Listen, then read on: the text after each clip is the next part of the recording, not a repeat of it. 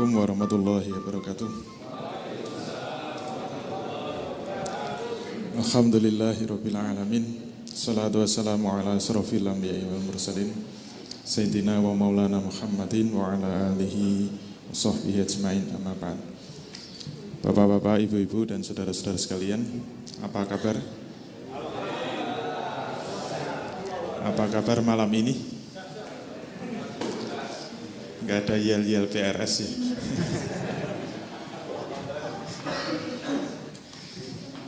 Kita libur 1 bulan lebih ya. Alhamdulillah kita bisa mulai lagi. Jadi sebenarnya ini bukan angkatan keempat. Seingat saya ini angkatan ketiga ya, atau gelombang 3 untuk sesi yang ke-18. Jadi ini sekarang pertemuan yang ke-18. Pertemuan kita 2 mingguan. Berarti sudah 2 minggu kali 18. Dibagi 4 sudah berapa bulan? Akeh banget. 18 kali 2, 36, dibagi 4 piro? Kalau ngitungnya lambat kayaknya nggak bakal jadi bisnismen. Sedangkan untuk pembahasan tentang membangun pondasi bisnis, kita sudah yang ke-13, dan ini materi yang terakhir untuk membangun bisnis, membangun pondasi bisnis, ini yang terakhir, jadi yang ke-13. Untuk pertemuan berikutnya kita sudah akan mulai masuk materi syariat berkaitan dengan membangun, kalau istilahnya pilar bisnis. Kalau pondasi ya kita berbicara seputar akidah. Kalau pilar bisnis nanti bicara seputar syariat, hukum-hukum syariat kaitannya dengan bisnis. Nanti setelah selesai kita bangun atapnya, membangun atap bisnis. Baik, untuk materi terakhir ini kita membahas tentang doa. Semoga husnul khotimah. Niat banget. Kemarin pas Syawalan saya mudik dan silaturahim kepada saudara-saudara saya yang sepuh-sepuh, pakde-pakde saya, jadi kakaknya ibu saya kan sudah sepuh sekali. Kalau kita sungkeman kepada yang sudah sepuh-sepuh, sudah tua-tua, kita selalu minta doa. Ya kita masih muda, doanya kan macam-macam. Semoga dipanjangkan usianya, diluaskan rezekinya, dimudahkan jodohnya gitu. Untuk yang belum punya jodoh. Tapi kalau orang tua, setelah kita sungkeman, dia juga minta doa. Doanya mohon doakan ya, semoga Pak D husnul khotimah. Itu aja, satu aja permintaan. Kayaknya sudah nggak ada kegiatan lain kecuali husnul khotimah. Siap doa, semoga husnul khotimah. Baik, kita mulai.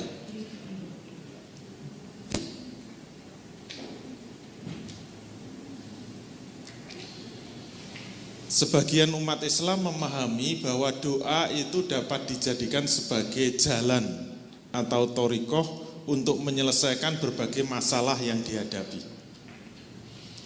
Jadi ada sebagian umat Islam yang sangat mengandalkan doa. Pokoknya ada masalah apa saja, apa solusinya, kita harus memperbanyak doa. Kita mengandalkan doa. Kalau kita menyaksikan acara-acara televisi, biasanya kalau ada mimbar agama Islam atau acara-acara kaitannya dengan Islam, yang kalau saya dengarkan mulai tanya jawab, misalnya ada ibu-ibu nangis-nangis, telepon atau langsung, saya tiap hari disiksa oleh suami saya gitu. Terus nggak dikasih nafkah, suruh kerja sendiri, sehingga saya banting keringat, memeras tulang. Solusinya apa mamah gitu misalnya. Jangan khawatir ibu-ibu. Ibu-ibu harus banyak doa.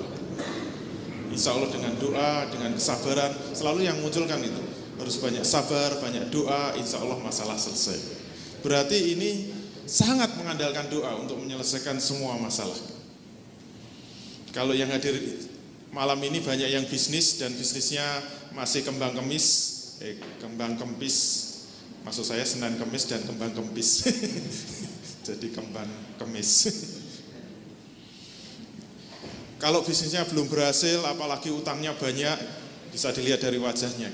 Wajah penuh hutang dengan wajah yang tidak punya hutang itu kelihatan. Sangat beda gitu. Mengangkat badan aja susah banget gitu. Apalagi mengangkat wajah penuh hutang. Susah diangkat. Senyum aja susah. Kenapa? Penuh dengan hutang. Bagaimana solusinya? Perbanyaklah doa. Apalagi kalau mohon maaf ya ke kiai-kiai.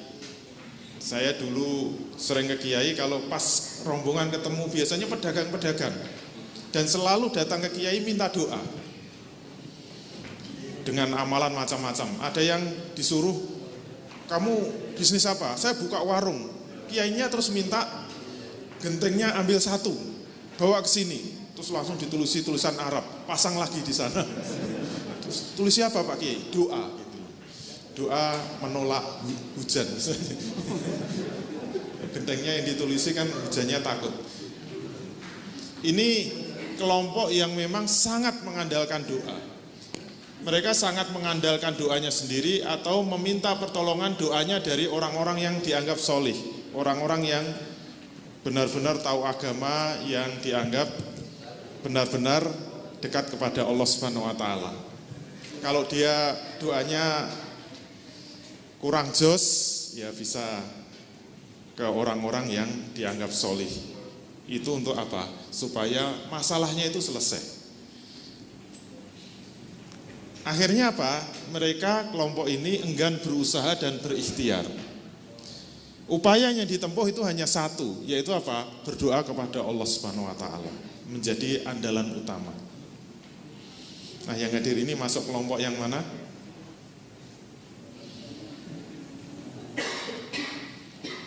Tapi ada kelompok yang kedua, nggak mau muncul, kurang doanya. Oh, masih ada satu lagi. Mereka senantiasa mengharapkan munculnya keajaiban dari doa. Jadi yang diimpikan apa?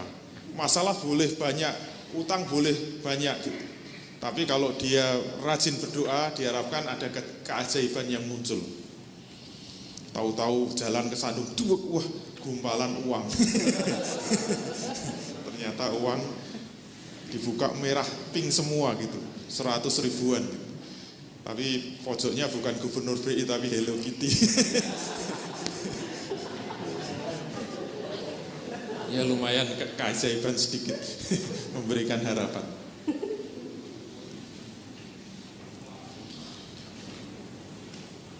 Di sisi lain, kita bisa menyaksikan ada umat Islam yang malas berdoa.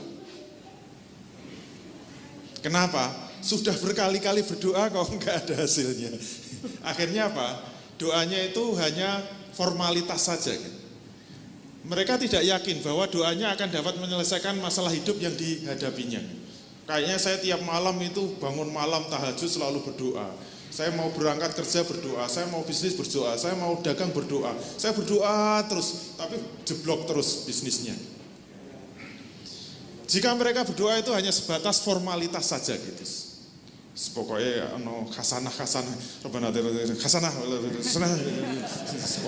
burut wapal kabeh. Robana cepet banget. Apalagi ngundang Pak Modin ya atau Pak Kaum, mesti ditawari jaluk sing dawa apa sing cendak ya doane gitu. Itu banget. Saya pernah itu kajatan itu yang mimpin Pak Kaum, minta doa yang panjang. Wah, suwi banget. Kemudian selesai gitu, Al-Fatihah gitu. Ternyata masih ngangkat lagi. Salahin jaluk sing dawa. Terus cepet banget itu. Dan saya dengarkan nggak ada yang fasih sama sekali doanya. Pokoknya Robana Atina Mudina, sing ati Mudina, wa sempola Mudina, wa pahane Mudina. Sing enak-enak cakar-cakar itu makmuman. Iku bagi ayam. Yang penting sudah berdoa. Jadi hanya formalitas dan tidak terlalu berharap doanya dikabulkan.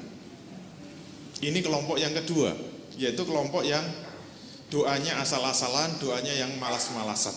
Kenapa? Sudah yakin nggak akan dikabulkan. Yang penting wis ndonga gitu. Timbang dosa kan. Yang penting sudah berdoa. Nah, kira-kira masuk kelompok yang mana? Kelompok yang rajin berdoa dan sangat mengandalkan doa dan meyakini semua masalah bisa diselesaikan dengan doa, atau kelompok yang kedua, kelompok yang sangat mengandalkan ikhtiarnya. Jadi ini kelompok yang sangat mengandalkan ikhtiar. Pokoknya kalau nggak berusaha keras, nggak bekerja keras, tidak sungguh-sungguh, ikhtiarnya tidak benar-benar tajam, maka tidak akan bisa berhasil. Doa itu hanya formalitas sajalah, pelengkap penderita gitu. Daripada nggak berdoa, kayaknya wagu. Wong Islam kok ora berdoa gitu. Jadi yang diandalkan apa? Ikhtiarnya. Nah, oleh karena itulah kita harus membahas kedudukan doa. Tadi fontnya belum di copy ya, missing font semua. Bagaimana sesungguhnya kedudukan doa itu? Maka kita harus lihat, kalau kita berbicara membangun pondasi, dulu awal-awal sudah saya sampaikan bahwa di dalam teori berpikir ada hal-hal yang bisa langsung kita pahami, langsung kita pikirkan, itu adalah hal-hal yang langsung terindra. Itu bisa langsung kita pikirkan. Tetapi ada masalah-masalah atau hal-hal yang tidak bisa terindra secara langsung, yang kita sebut dulu itu sebagai hal-hal yang bersifat ghaib. Maka yang disebut berpikir yang benar, untuk memikirkan sesuatu yang ghaib itu harus ada dalil yang menghubungkan atau penunjuk yang menghubungkan. Ini sudah kita bahas. Yang belum nanti ikut mini IBC tadi ya. Atau bisa beli VCD-nya, ada yang jual nggak? Nggak ada. Nggak tahu itu yang session yang keberapa. Nah, doa itu termasuk bagian yang gaib. Kita berdoa kepada Allah, apakah doa itu akan dikabulkan oleh Allah atau tidak, dan posisi doa itu di mana, ini sesuatu yang gaib. Oleh karena itu kita memerlukan dalil untuk bisa menjelaskan sebenarnya posisi doa itu seperti kelompok 1 atau kelompok 2, atau bahkan ada kelompok yang ketiga. Dan biasanya yang ketiga ini yang kita pilih. Kita mulai dari sabda Rasul Shallallahu Alaihi Wasallam. Hadis riwayat Tirmidzi, ternyata Rasul menyatakan bahwa ad-du'a'u mukhul ibadah. Doa itu ternyata otaknya ibadah. Jadi ibadah itu bagian dari penyembahan kepada Allah, bagian dari takarub kepada Allah. Ternyata aktivitas ibadah seperti sholat itu ada intisarinya. Ibarat manusia itu intinya kan pada kepala, kepala itu intinya pada otak. Dan doa itu ternyata otaknya ibadah. Maka kalau kita sholat misalnya, semua lafal-lafal yang kita baca di dalam sholat itu kan sebenarnya itu kebanyakan doa-doa kepada Allah. Makanya kalau kita sholat tidak paham apa yang kita baca, itu kayak orang yang tidak punya otak. Ibaratnya begitu ya. Jadi kayak apa? Orgil. Kayak orang gila, ngomong lancar tapi nggak ngerti apa yang diomongkan. Soalnya saya dulu pernah punya tetangga, malah dia itu perwira. Mungkin pernah saya ceritakan, hanya gara-gara dulu sudah punya calon istri, sudah sama-sama senengnya, sudah tinggal lamaran. Pas lamaran itu orang tuanya karena aliran kejawen, itu wetonnya tidak cocok. Itu nanti pembahasan kalau kita sudah masuk syariat itu, kita bahas yang kayak gitu. Orang Jawa itu weton wage tidak boleh ketemu dengan paing. namanya gewing gitu. Kata ibu saya kan ngerti bangsane perwetonan gitu. Kenapa gewing itu nggak boleh? Kalau itu diteruskan, kemungkinan pertama salah satu meninggal dunia. Kalau sama-sama hidupnya, kemungkinan kedua nggak punya anak. Kalau punya anak, kemungkinan ketiga kere. Milendi itu. Kok ya percaya gitu. Akhirnya nggak boleh menikah itu. Akhirnya yang perwira angkatan laut loh padahal itu langsung berubah itu haluan otaknya itu. Akhirnya dia dikeluarkan dari angkatan. Ya namanya perwira pernah jadi komandan itu kan gila tapi memimpin terus. Jadi kadang-kadang berdiri bentak-bentak, kamu berdirinya yang tegap. Saya pernah lewat itu dibentak itu. Mungkin karena dianggap barisnya kurang tegap. Nah saya tengok itu ternyata dia masih marah-marah, saya sudah jauh masih marah-marah. Yang ditunjuk nggak tahu siapa. Dia ngomong terus tapi nggak paham. Berarti nggak punya otak dia. Bukan nggak punya otak, dulu sudah kita bahas, nggak punya akal. Dan doa itu otaknya ibadah. Maka ketika kita beribadah, ketika kita sholat, kalau tidak paham apa yang kita baca dan tidak merasa memohon kepada Allah Subhanahu Wa Taala, ya seperti orang gila tadi. Ayo kalau kita membaca jujur saja, kita ketika sholat berapa persen lafadz yang kita ucapkan itu kita paham. Mulai Fatihah, baca surat-surat pendek, ketika ruku, ketika i'tidal, ketika sujud, duduk di antara dua sujud, berapa persen yang hafal? Kalau hanya 10% berarti otak kita itu 10% ketika sholat. Yang 90% kayak orgil. Hadis berikutnya, laisa syai'un akramu 'alallahi minad du'a. Tidak ada sesuatu yang lebih mulia di sisi Allah selain daripada doa. Ternyata di sisi Allah, doa itu posisinya sangat tinggi. Karena Rasul menyatakan laisa syai'un akramu 'alallah. Tidak ada yang lebih mulia di sisi Allah kecuali doa. Dalil berikutnya, man lam yas'alillaha yaghdab alaihi. Siapa saja yang tidak mau memohon atau tidak mau berdoa kepada Allah, maka Allah akan murka kepadanya. Itu enak banget toh. Normalnya orang, kalau Anda ketemu orang kaya ya, bisnismen yang sukses, datangi aja gitu. Kalau ada orang pebisnis sukses didatangi, kalau yang datangi itu kelihatan agak melarat sedikit, kelihatan agak kere sedikit, itu risih biasanya. Paling apalagi bawa map itu, kita harus gelisah itu, pengennya ngusir, mesti jaluk sumbangan itu. Dan yang namanya orang kaya kalau dimintai sumbangan itu paling nggak enak, paling nggak suka, iya nggak? Jujur. Kalau nggak ngakui berarti nggak ada yang kaya di sini. Berarti tukang cari sumbangan semua. Yang namanya normalnya orang diminta itu nggak suka. Sekaya apapun diminta itu nggak suka. Dan normalnya makin kaya makin pelit. Soalnya saya pernah merasakan kaya, pernah merasakan miskin. Ketika miskin itu wah duit itu keluar terus nggak pernah diperhitungkan. Makin kaya kok rasanya sayang itu mau keluar gitu. Sudah ditumpuk-tumpuk udah ketemu 10 juta, kurang 500 ribu kayaknya sayang. Terus nanti nambah lagi 5 juta, nambah lagi kayak makin kaya itu makin dihitung, makanya makin pelit. Kalau ada yang pemurah itu rata-rata miskin. Yang namanya orang miskin keluar 10 ribu itu kan sudah 50% dari penghasilan. Penghasilan sehari 20 ribu. Kalau yang kaya penghasilan sehari misalnya 10 juta mau mengeluarkan 5 juta. Kan enggak? Berarti yang benar-benar orang yang dermawan kan yang miskin. Beda sama Allah Subhanahu wa taala. Maka kita jangan membayangkan Allah itu seperti manusia, seperti diri kita. Yang diminta itu mesti enggak suka. Tapi kalau Allah Subhanahu wa taala itu terbalik. Siapa saja yang tidak suka minta kepadaku, aku malah marah. Misalnya saya kaya ya. Ada yang butuh duit, tolong minta ke saya. Awas kalau nggak ada yang mau minta gitu. Nanti datang ke rumah saya, tolong minta semua kepada saya. Semuanya saja. Kalau ada yang nggak datang nanti saya catat, saya marahi.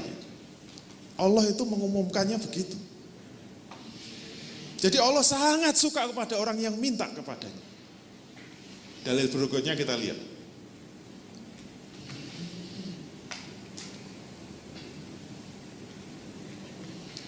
Salullaha min fadlihi fa innallaha yuhibbu ayyus'ala. Nah, ini menegaskan, mintalah kepada Allah akan kemurahannya. Karena sesungguhnya Allah Subhanahu wa taala sangat senang apabila dimintai sesuatu. Jadi makin sering kita minta, Allah makin senang. Jadi kalau kita ingin dicintai Allah, kita ingin disukai Allah, kita ingin dekat pada Allah, sering-sering saja minta. Beda dengan manusia, kalau kita sering minta sama manusia malah sebel itu. Maka jangan minta sama manusia, minta sama Allah Subhanahu wa taala. Makin rajin minta, makin suka. Jadi rugi besar kalau kita nggak pernah minta sama Allah. Apalagi mintanya formalitas saja gitu loh. Pokoknya apal, pokoknya ngebut gitu. Robbana atina fid dunya hasanah, pokoknya cepet gitu. Spesifik saja, minta sesuai kebutuhan. Ada yang belum punya mobil, salah sendiri, kenapa nggak pernah minta gitu. Tinggal minta aja kok. Dan Allah sangat suka.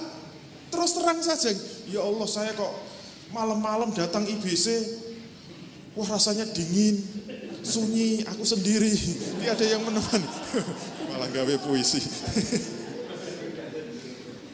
Ini musim kemarau, rajin-rajin. Nanti kalau musim hujan, belum lagi yang datang sepi. Kenapa? Begitu hujan, wah langsung loncat ke kamar tidur. Kenapa nggak datang IBC? Hujan gitu. Hujan takut, ya bawanya sepeda motor. Nggak punya mobil? Nggak pernah minta ya. Kenapa nggak pernah minta? Langsung saja minta, ya Allah. Masa orang seperti saya ini nggak punya mobil? Orang-orang kafir yang di Amerika, mobilnya bagus-bagus. Saya ini orang Islam ya Allah, saya beriman kepadamu, masa gak punya mobil ya Allah? Itu kan nanti malaikat ikut bantu. Masa kayak banget ini orang. Kalau mobil udah punya, dinaikkan lagi. Udah punya rumah belum? Belum pernah minta kan? Ayo jujur saja, pernah nggak minta sama Allah? Ya Allah saya butuh rumah. Ya Allah bumimu luas. Kenapa? Tanah sepetak saja nggak punya. Minta itu pakai retorika.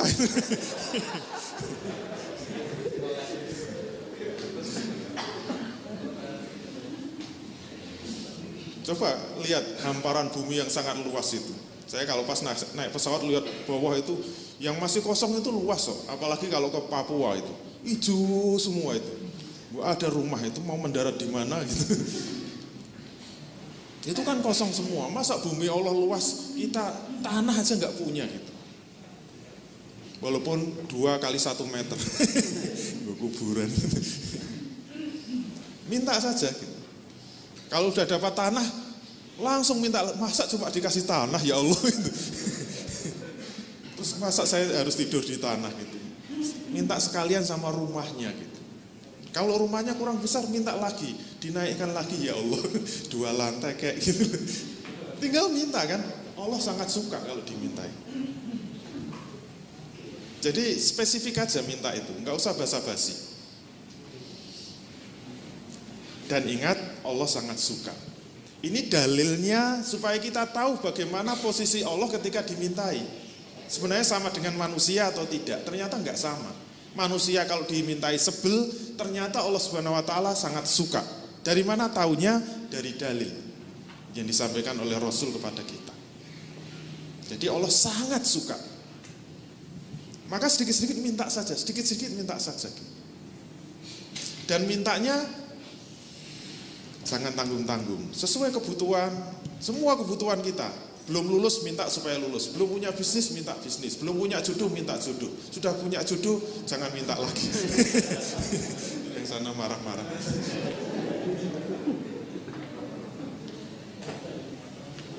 Nah, sekarang kita lihat bagaimana Allah nanti mengabulkan doa kita. Ada beberapa dalil. Ma min muslimin yad'u bida'watillahi illa atallahu iyyaha au sarrafa anhu minas su'i mislihi. Tidak ada seorang muslim pun di muka bumi ini yang berdoa kepada Allah kecuali pasti akan dikabulkan doanya, atau akan dijauhkan dari keburukan atau musibah yang serupa. Untuk lengkapnya kita lihat, ini baru 2, yang lengkap itu 3. Ini yang lengkap. Ma min muslimin yad'u bida'wati laisa fiha ismun wala qati'atun illa a'tahullahu biha ihda salasin imma ayu ajjila lahu da'watahu wa imma ayu dakhiraha lahu fil akhirah wa imma ayu sarrifa anhu su'a misliha. Tidak ada seorang muslim pun yang berdoa dengan doa yang tidak mengandung dosa dan memutus hubungan silaturahmi. Ini ada tambahan. Jadi kalau bisa doanya bukan doa maksiat, doa untuk kemaksiatan, dan doa yang mengandung pemutusan silaturahim. Misalnya saja doanya, ya misalnya mau korupsi, doa ya Allah semoga ora konangan, ya Allah semoga enggak ketahuan. Itu doa mengandung maksiat. Yang mahasiswa nawa itu niat ingsun arep pacaran semoga tembakan saya diterima, mau nembak. Itu doa yang mengandung dosa, mengandung kemaksiatan. Atau doa yang memutus silaturahim. Biasanya kalau sudah urusan waris itu mengerikan. Tadi saya sudah ditanya-tanya tentang waris. Tetangga saya pernah itu cerita sama saya, habis bagi warisan marah-marah dia gitu. Wis doanya itu sudah nggak karu-karuan. Pokoknya tak dongakno kakangku ndang mati gitu. Aku ora rido pokoknya. Karena kakaknya itu yang menempati rumah bapaknya dan nggak mau dibagi gitu loh. Pengennya kan itu dijual kemudian dibagi. Dia nggak mau, pengennya disusui gitu loh, dibayar. Tapi nggak sesuai harganya. Wong itu ditaksir harganya miliaran kok. Mau dikasih 60 juta semua, nggak rela kan. Pokoknya tak dongakno ndang mati kayak aku ora bakal ngidek omahe, pokoknya marah-marah. Itu doa yang mengandung unsur pemutusan silaturahim. Kalau tidak ada doa yang mengandung unsur-unsur itu, maka jaminan dari Rasul apa? Illa a'tahullahu biha. Maka karena ini ada ma kemudian ketemu illa, maknanya kan qasr atau hasr. Jadi maknanya itu hanya. Jadi tidak ada seorang muslim pun yang berdoa, jadi tidak akan dikabulkan kecuali, berarti itu kan pasti dikabulkan maksudnya gitu. Tetapi dalam 3 kemungkinan. Dalam 3 kemungkinan. Yang pertama apa? Imma ayu ajjila lahu da'watahu. Kemungkinan pertama apa? Dikabulkan doanya sesuai dengan permintaannya. Apalagi permintaannya sangat spesifik. Saya pengen mobil Ferrari warnanya merah keluaran 2015. Spesifik banget. Langsung jelek besoknya datang itu Ferrari. Tapi jalan-jalan tok. Enggak ada mobilnya, cuma kuda Ferrari. Enggak. Yang dimaksud kemungkinan pertama itu doanya dikabulkan sesuai permintaan. Pengen rumah kasih rumah, pengen istri kasih istri, dan disebut namanya benar-benar dikabulkan. Fatimah binti Malik misalnya, anaknya malaikat. Langsung dikabulkan. Tapi kemungkinan kedua apa? Wa imma ayudakhiraha lahu fil akhirah. Kemungkinan kedua akan diakhirkan sampai besok hari kiamat. Artinya apa? Pasti dikabulkan, tapi dikabulkannya besok di hari kiamat. Dongo bendino minta, tiap hari minta dikasih mobil Ferrari, nggak dikabulkan, sampai mati nggak dikabulkan. Di akhirat masuk surga dikasih Ferrari, wah nggak level. Di surga Ferrari nggak kepake lah, tapi dikabulkan bener. Ya terserah mau dipakai apa enggak. Pokoknya sudah dikabulkan. Jadi kemungkinan kedua dikabulkan besok di akhirat.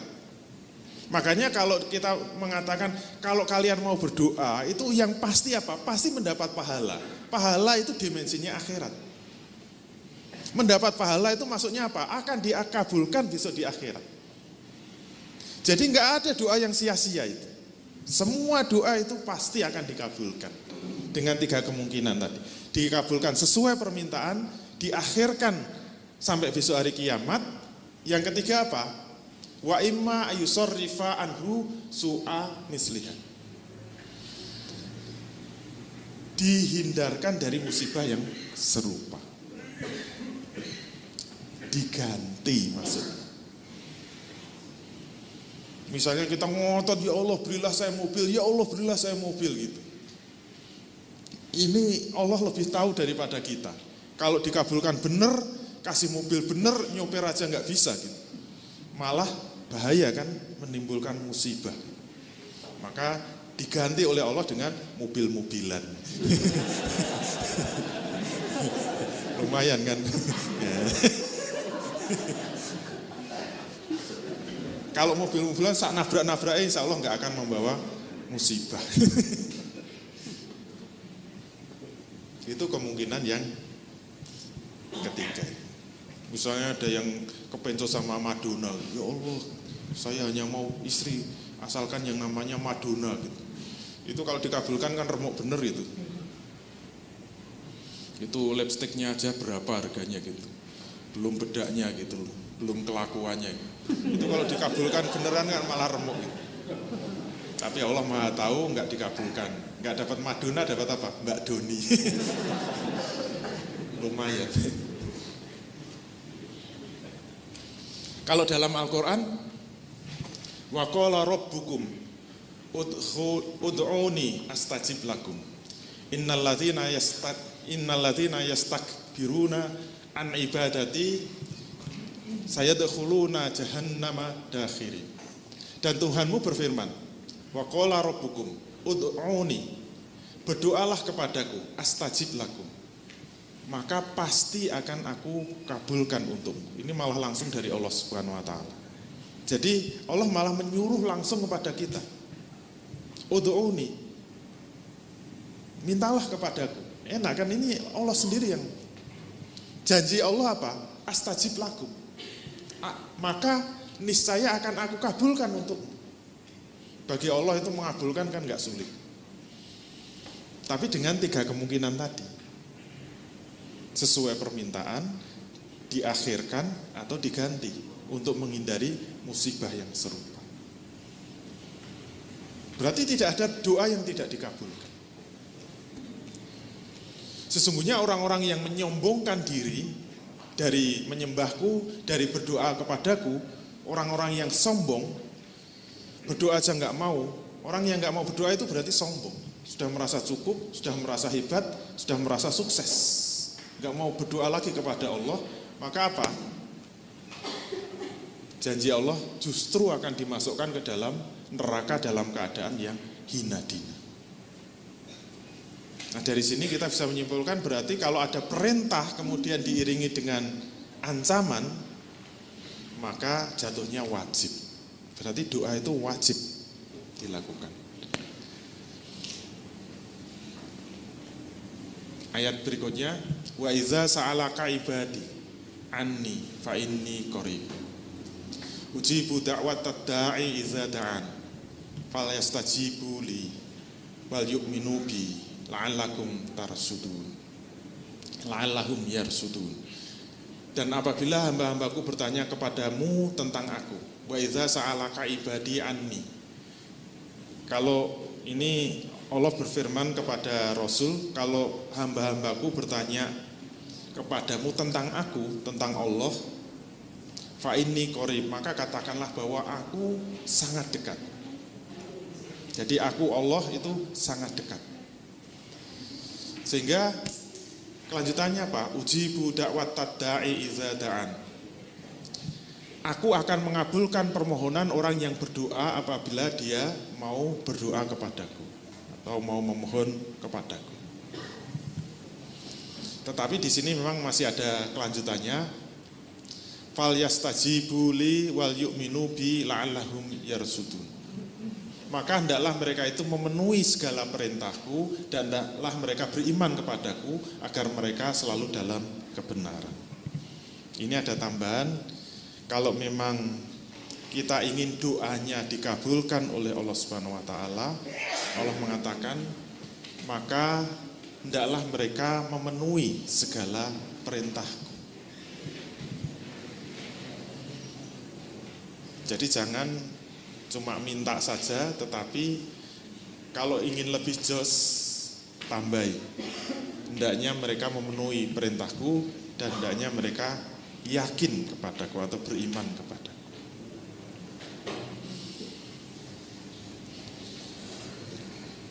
Firman Allah berikutnya, amma yujibul muttarra idza da'ahu wa yaksif su'a wa yaj'alakum khulafa al-ardi ailahum ma'allah qalilan ma tadzakkarun. Atau siapakah yang akan memperkenalkan doa orang-orang yang ketika dalam kesulitan apabila dia berdoa kepadanya. Jadi ini pertanyaan dari Allah, siapa yang bisa menghilangkan kesulitan? Siapa yang bisa menghapuskan segala masalah-masalah dalam hidupnya? Yang bisa menghilangkan kesusahan dan yang menjadikan kamu menjadi manusia atau menjadi khalifah di atas muka bumi. Maka apakah di samping Allah masih ada Tuhan yang lain? Maka amat sedikitlah kamu yang memikirkan atau mengingatinya. Ini juga penegasan dari Allah, yang bisa mengabulkan doa itu siapa? Hanya Allah Subhanahu wa taala. Yang bisa menghilangkan segala masalah siapa? Hanya Allah Subhanahu wa taala. Yang bisa menghilangkan semua kesusahan siapa? Hanya Allah Subhanahu wa taala. Ini jaminan dari Allah dan disampaikan sendiri oleh Allah. Harusnya ini membuat kita semakin mantap.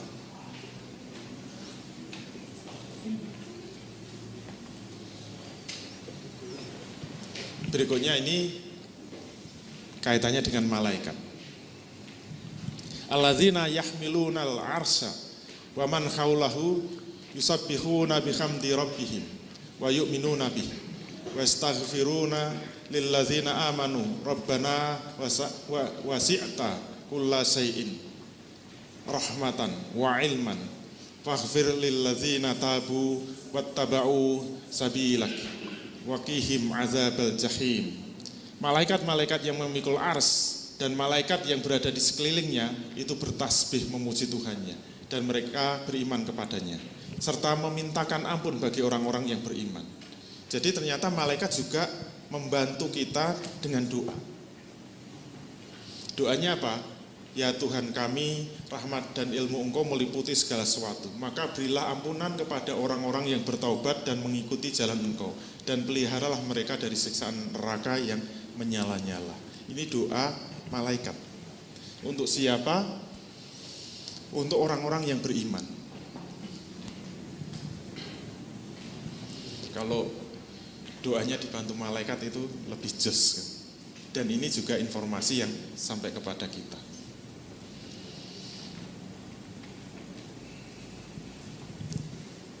Ini juga doa untuk selain untuk dirinya juga untuk saudara-saudaranya, untuk keluarganya. Rabbana wa adkhilhum jannati adnil lati wa'adtahum wa man sholaha min abaihim wa azwajihim wa zurriyatihim innaka antal azizul hakim.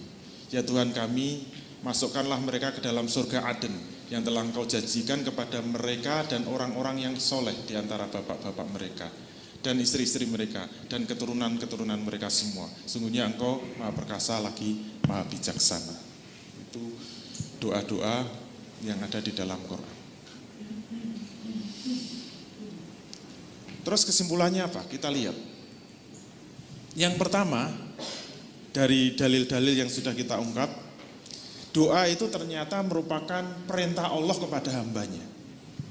Seperti tadi berulang-ulang kita katakan, doa itu ternyata perintah Allah. Kita malah disuruh oleh Allah untuk berdoa. Maksudnya apa? Kita disuruh oleh Allah untuk meminta kepadanya. Enak kan? Jadi orang itu paling enak memang minta-minta gitu. Tapi mintanya suruh kepada Allah. Siapa yang nyuruh? Allah sendiri yang nyuruh. Maka kita jangan ragu-ragu, jangan pakewuh. Sudahlah, to the point saja, minta apa adanya. Allah malah senang, tadi sudah berulang-ulang kita katakan. Allah paling senang kalau dimintai. Rugi besar kalau kita tidak mau minta kepada Allah. Kenapa? Allah sendiri yang menyuruh kok. Kalau perlu nanti berdoa, bilang saja sama Allah. Ini karena Engkau yang menyuruh, maka saya minta kepadamu, wahai Allah yang menyuruh saya untuk minta-minta.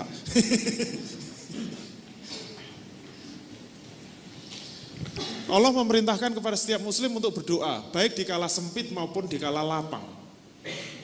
Jadi dalam keadaan kita terjepit maupun kita baru dalam kelimpahan, baik di dalam hati maupun diungkapkan. Jangan sampai doanya pas kesempitan saja. Biasanya memang kebiasaan manusia begitu. Ketika kesusahan, ketika dapat musibah, ketika sempit rajin berdoa, rajin bangun malam.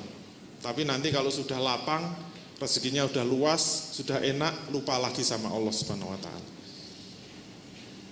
Maka kita diperintahkan untuk doa baik dalam keadaan sempit maupun lapang, baik di dalam hati maupun diucapkan. Langsung saja ngomong. Dan yang ketiga dari dalil-dalil itu kita juga bisa menyimpulkan Allah lah satu-satunya zat yang dapat mengabulkan doa, bukan yang lain. Maka jangan sampai kita berdoa, memohon melalui jalan apapun juga. Langsung saja kepada Allah Subhanahu wa taala. Enggak perlu lewat perantara apapun juga, langsung. Allah yang minta begitu. Itu doa ya. Beda dengan minta pertolongan sama orang, itu bukan doa. Khusus untuk doa itu langsung kepada Allah. Kalau minta tolong atau minta utang ya sama teman gitu. Jangan utang sama Allah, enggak bisa. Itu hubungan muamalah. Nah itu pembahasan setelah ini. Jadi urusan syariat. Dan dari dalil-dalil itu juga kita paham, malaikat juga ikut memanjatkan doa kepada Allah.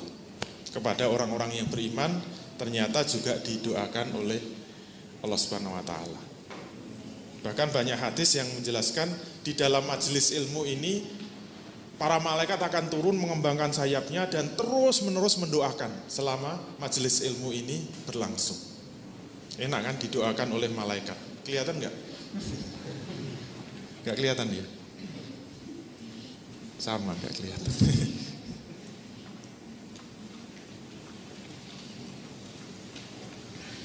Namun perlu difahami, ini di dalam berdoa, yang pertama, doa itu tidak dapat mengubah ilmu Allah. Yang kedua, doa itu tidak dapat menolak qada Allah. Yang ketiga, doa tidak dapat mencabut qadar Allah. Doa itu tidak dapat merubah hukum sebab musabab. Oleh karena itu doa tidak boleh dijadikan jalan satu-satunya untuk menyelesaikan masalah. Semua sudah kita bahas. Ilmu Allah, qada Allah, qadar Allah, hukum sebab musabab sudah kita bahas semua. Oleh karena itu kita tidak boleh punya keyakinan doa itu bisa menyelesaikan segala-galanya. Karena akan berlaku hukum sebab musabab. Doa tidak bisa mencabut qadar Allah, doa tidak bisa mencabut menolak qada Allah, dan tidak bisa mengubah ilmu Allah. Mulai dari ilmu Allah kita sudah membahas bahwa Allah Maha berilmu, Allah mengetahui baik yang sebelum, sedang, dan yang akan datang, Allah tahu. Dulu sudah kita bahas kan. Termasuk surga nerakanya kita, Allah sudah tahu. Termasuk jam, detik kita meninggal dunia, Allah sudah tahu. Dan ilmu Allah tidak bisa diganggu-gugat. Yang kedua, doa juga tidak bisa menolak qada Allah. Salah satu qada Allah yang dulu kita bahas apa? Misalnya ajal, itu qada. Punya saudara meninggal dunia, tiap malam nangis berdoa kepada Allah, ya Allah hidupkan lagi, ya Allah hidupkan lagi. Udah nggak bisa itu. Kenapa? Sudah qada. Kalau qadar dulu juga sudah kita bahas. Qadar berkaitan dengan apa? Khasiat benda-benda. Allah sudah memberikan qadar atau gampangnya kadar pada setiap benda. Dan itu tidak bisa dicabut oleh doa.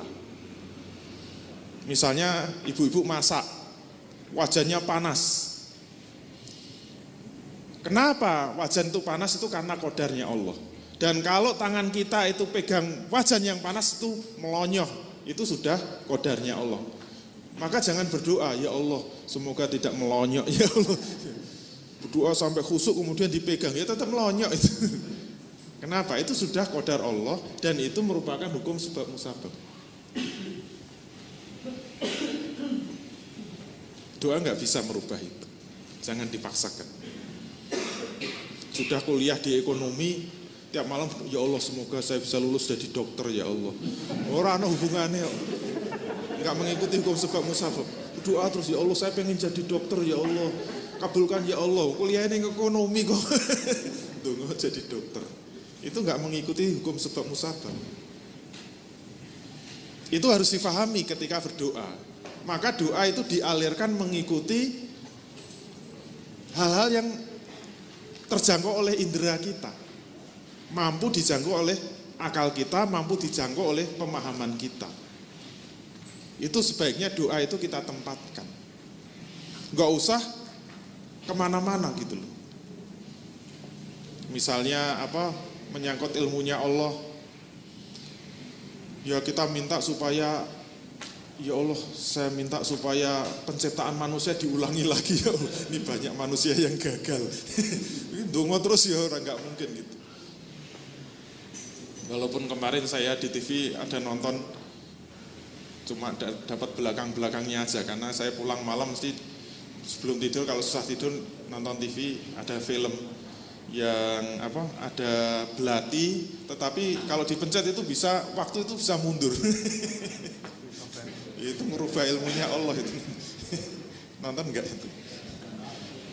Itu sampai mati aja, wah karena kekasihnya meninggal diulangi lagi dipencet. Dan sesuai dengan pencetannya nanti mundurnya itu bisa berapa tahun terserah. Enak banget itu. Maksudnya doa itu nggak bisa mengubah itu.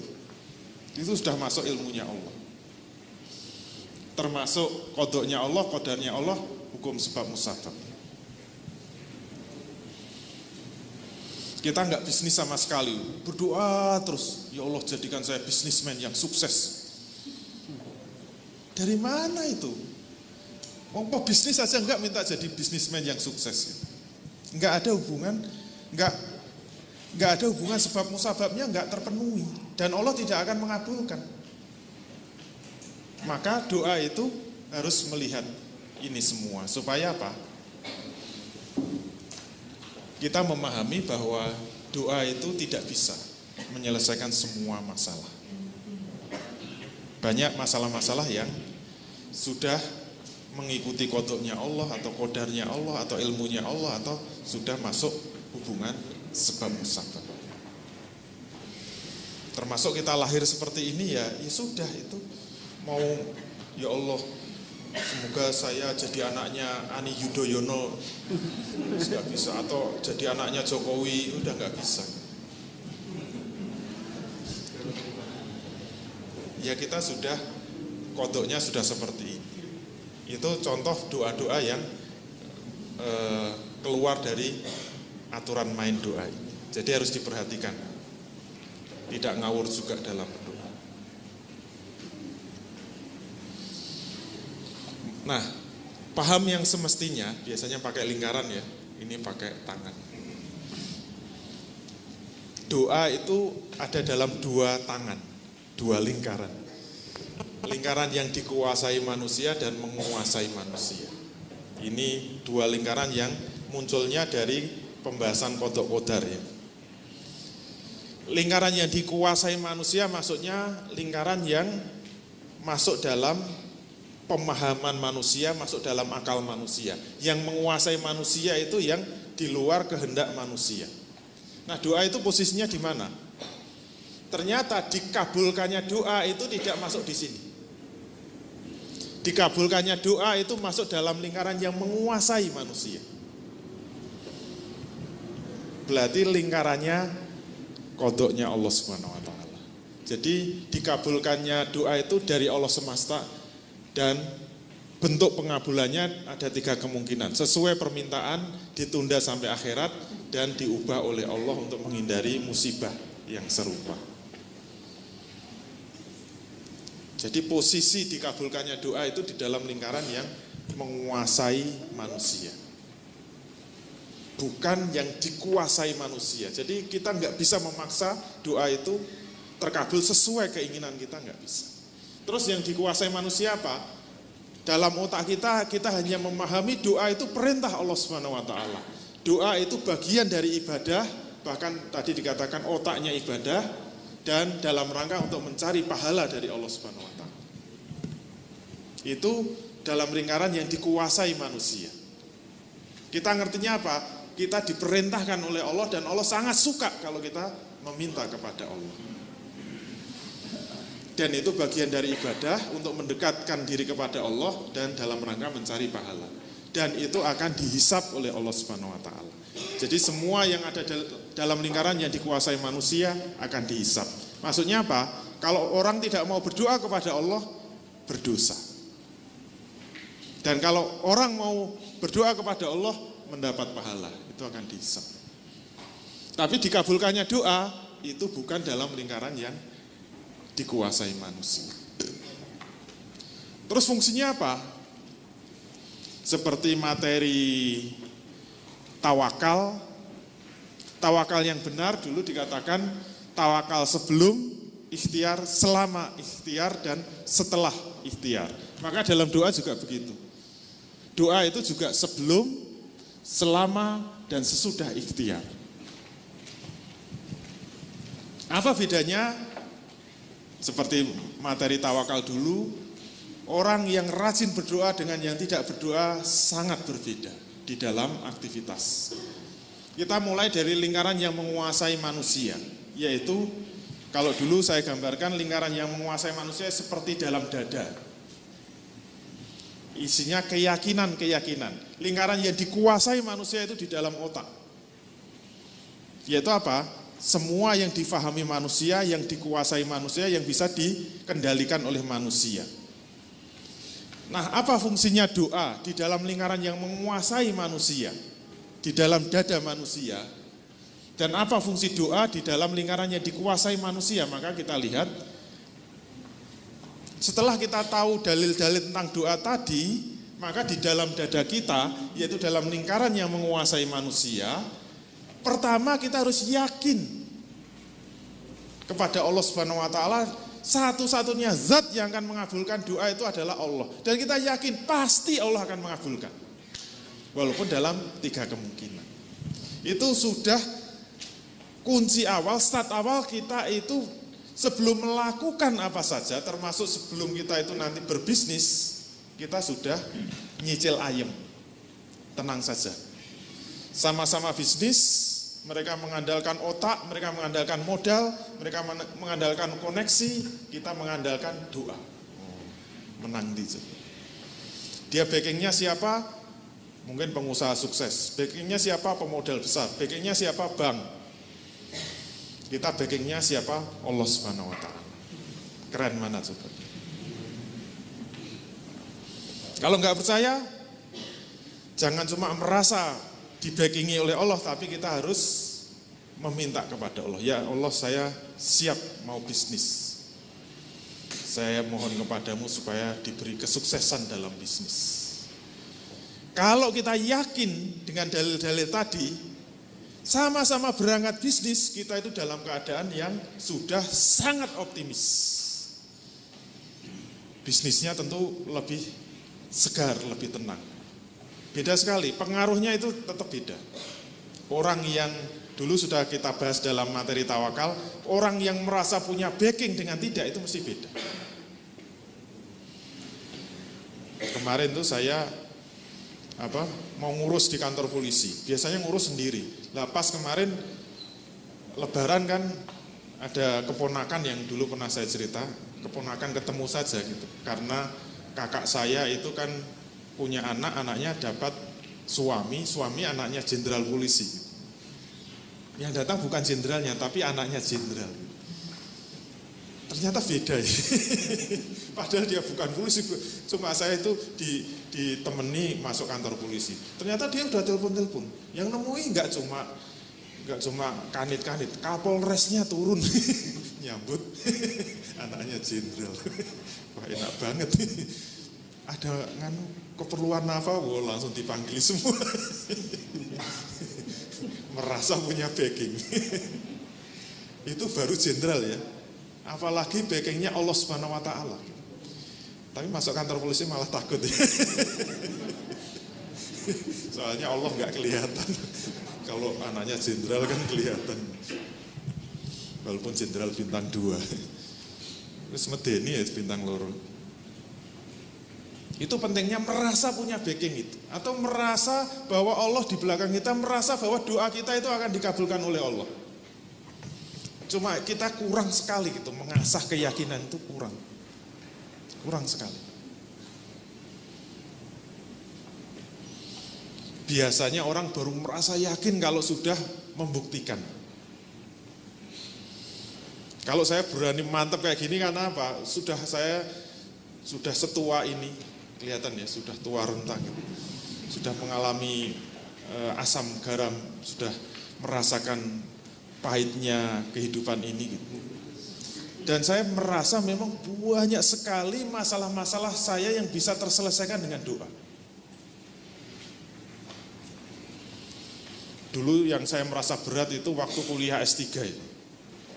Tiba-tiba saya ngambil ekonomi kan, backgroundnya pertanian kok ngambil ekonomi. Begitu ketemu ekonometri kan muntah-muntah itu. Itu dosanya udah nggak pernah nulis Latin itu. Cacing-cacing semua itu. Yang paling mengerikan itu apa? Ekonomi makro itu. Udahlah. Matematikanya sangat susah. Itu ekonomi makro lanjut. Bayangkan itu satu angkatan saya, padahal teman saya itu ada yang dari matematika. Pinter sekali. Pokoknya kalau habis kuliah itu nggak ada yang masuk sama sekali. Terus kita minta kuliah lagi, yang nerangin itu teman matematika itu. Jelaskan tadi begini. Karena saking cepatnya dosen. Akhirnya apa? Semester pertama nggak lulus semua. Gitu. Termasuk saya nggak lulus. Terus pokoknya saya udah belajar nggak lulus. Gitu. Akhirnya andalan saya apa? Di samping saya harus belajar terus, saya berdoa terus. Semester kalau di Malaysia masih bisa ngulang semester berikutnya dengan mata kuliah sama. Ketemu lagi, wah nggak ada yang nembus semua. Akhirnya ya itu saya dapat rezeki untuk naik haji itu. Saya doanya langsung di depan Masjidil Haram, di depan Ka'bah itu di Multazam. Yang katanya yang paling manjur kan di Multazam itu. Pokoknya saya ambil posisi itu. Multazam itu antara Hajar Aswad dengan pintunya Ka'bah. Itu cuma setengah meter, tapi ditarik ke belakang itu multazam semua. Saya kalau sholat mesti ngambil posisi situ. Dan imamnya di posisi situ. Kalau nggak dapat bawah, saya lantai 2. Pokoknya harus di multazam. Berdoa terus, ya Allah semoga saya bisa nembus ekonomi makro, ya Allah. Yang lain udah lulus ekonomi makro nggak nembus-nembus. Dikabulkan itu. Masya Allah, tapi cara mengabulkannya memang agak aneh gitu. Profesor saya yang killer tadi itu, yang nggak lulus semua itu, dikabulkan oleh Allah, yaitu apa? Meninggal.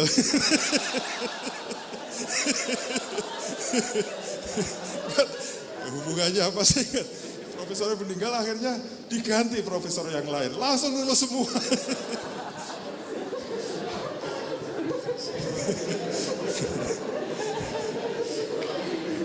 Bedeni juga.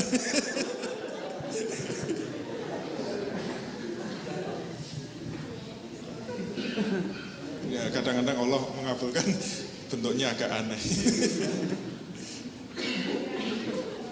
Tapi banyak masalah yang saya rasakan itu bisa selesai.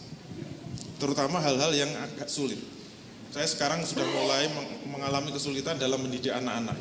Anak-anak sekarang itu sangat sulit. Karena pengaruh lingkungan, pengaruh sekolah, teman-teman sekolah ya, pengaruh televisi, apalagi yang paling mengerikan gadget itu.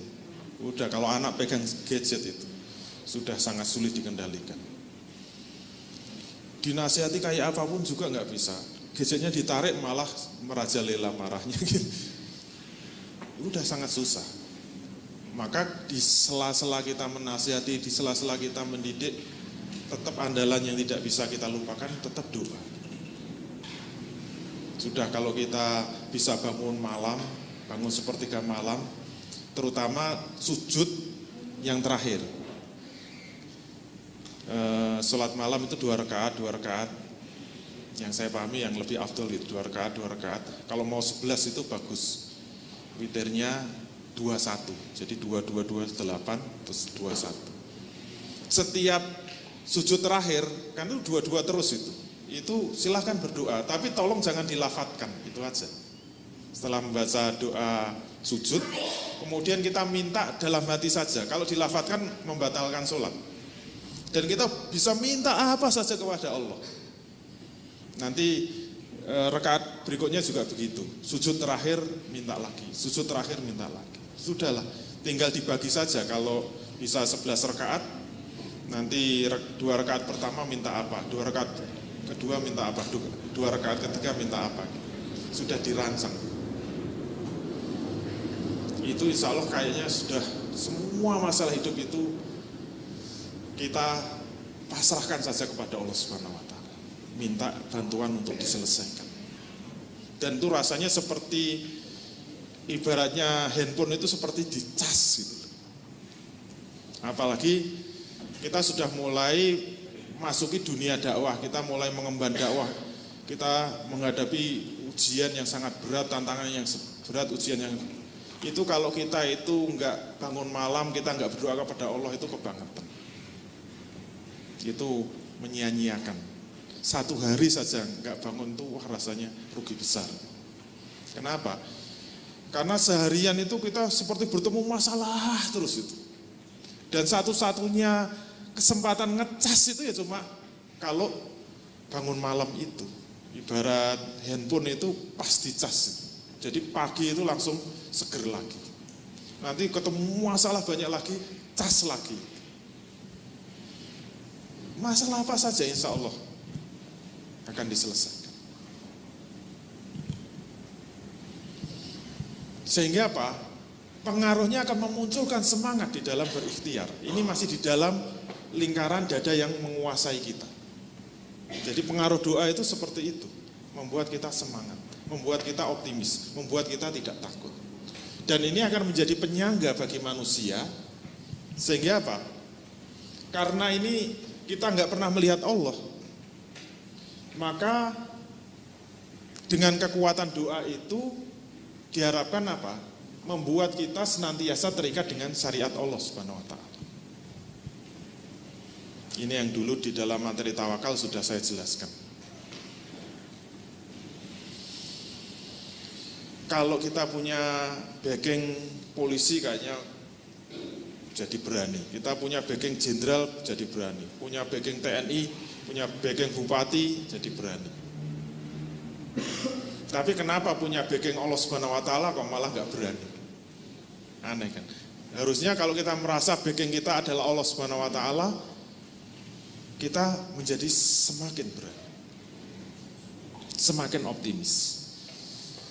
Ya jadi masalah apa? Allah Subhanahu wa Ta'ala itu nggak kelihatan. Makanya kita sering nggak yakin dengan Allah. Makanya bagaimana agar kita yakin kembali kepada Allah Subhanahu wa Ta'ala? Ini harus dipastikan dalam lingkaran yang dikuasai manusia. Lingkaran yang dikuasai manusia itu berarti lingkaran yang difahami manusia, yang berada di bawah pemahaman manusia. Untuk memastikan bahwa Allah akan membantu kita, Allah akan mengabulkan doa kita, satu-satunya cara apa? Kita harus memastikan bahwa langkah-langkah hidup kita itu senantiasa terikat dengan syariat Allah. Walaupun kita enggak melihat Allah, maka kita yakin Allah pasti akan membantu kita kalau kita berada di jalannya, sesuai dengan ayat tadi yang kita baca. Yang kedua, sesuai dengan materi tawakal dulu, tidak hanya terikat dengan syariat Allah, kita harus terikat dengan sunatullah.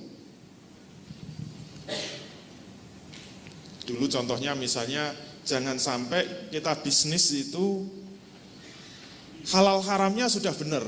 Ini bisnis yang halal, sudah sesuai dengan syariat, tapi tidak mau mengikuti sunatullah. Dulu kita sebut tidak bertawakal.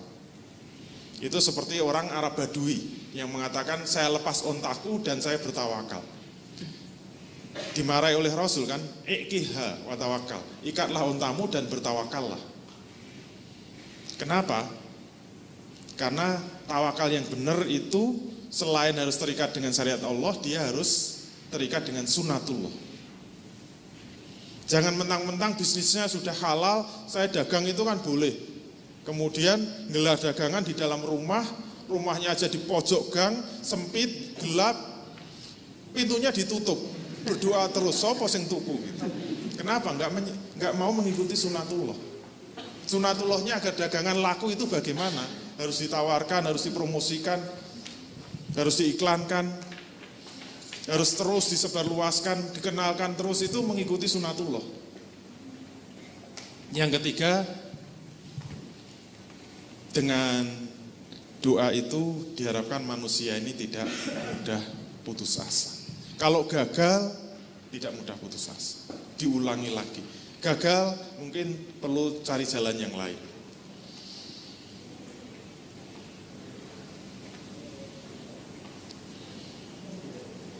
Sehingga kembali kepada materi tadi, tujuan berdoa itu tidak lain adalah untuk melaksanakan perintah Allah.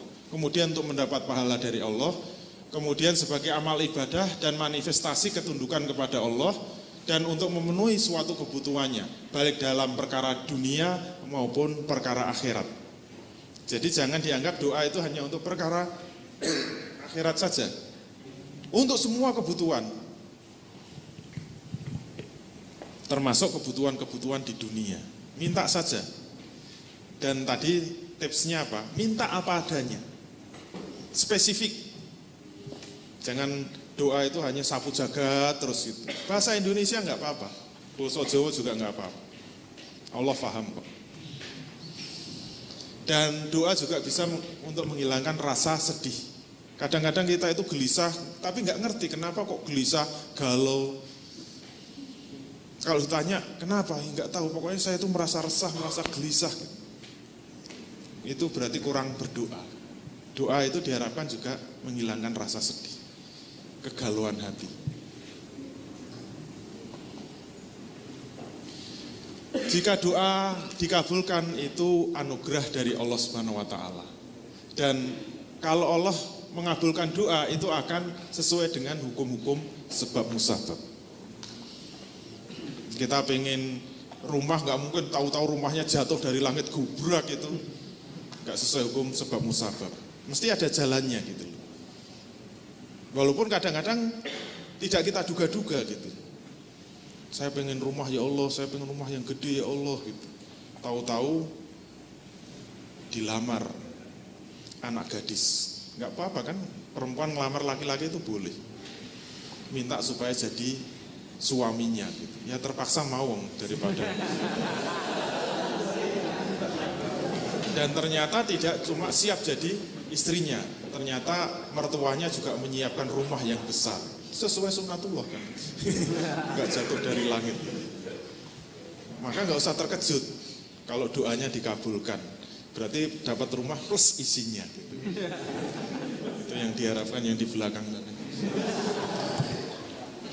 Dan jika kebutuhannya tidak terpenuhi, maka kita harus tetap semangat. Kenapa? Tetap mendapat pahala dari Allah Subhanahu wa taala. Pasti besok akan dibalas di akhirat dengan balasan yang jauh lebih hebat, lebih tinggi. Dalam Quran ditegaskan balasan dari Allah itu tidak sama di dunia. Pembalasan Allah di akhirat itu berlipat-lipat. Kalau kita nanti dapat balasan kebajikan di akhirat, itu maka akan berlipat-lipat. Termasuk kalau akan mendapat azab, itu azabnya juga berlipat-lipat.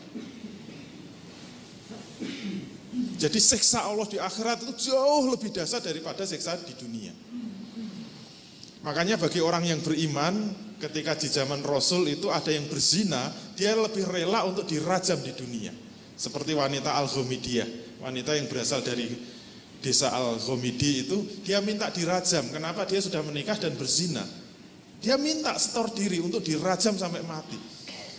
Lu kenapa kok minta dirajam, dilempari batu sampai mati? Semua sahabat sampai heran.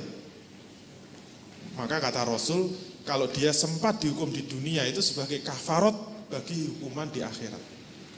Berarti apa? Kalau sampai dia tidak dihukum dunia dan nanti dihukum di akhirat, hukuman di akhirat jauh lebih dahsyat, berlipat-lipat daripada hukuman rajam. Termasuk kalau kita mendapat anugerah pahala dari Allah, maka balasannya juga berlipat-lipat. Kalau diberi mobil nggak mungkin kayak mobil Ferrari, dibeli rumah nggak mungkin kayak hotel seperti ini, jauh lebih besar, lebih berlipat-lipat. Itu pahala dari Allah Subhanahu wa taala.